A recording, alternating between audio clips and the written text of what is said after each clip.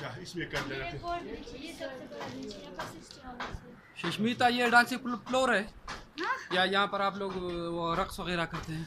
जी, ये डांस की वो जगह है। अच्छा अच्छा। हाँ। वो दूसरी जगह भी तो है, वो जो ऊपर ये जगह थी या दूसरी कोई जगह थी? वो हम नीचे खड़े थे दरिया से नजर आ रहा था कि वो डांसिंग के लिए वो जगह है। ये है वो जगह। ये है वो हाँ। जगह। अच्छा अच्छा हाँ, ये जो है ये हमारे जो है ना कलाशा वो है डिजाइन।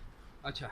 हाँ ये क्लैश डिजाइन है। हाँ, कलाशा डिजाइन है। अच्छा अच्छा अच्छा। ये खास जगह पर बनाते हैं। एक अच्छा यहाँ पर बनाते हैं घास की जगह पर, एक जो जिस खान है एक उधर बनाते हैं। अच्छा। जी वो है, आ जाओ मैं मुझे खाना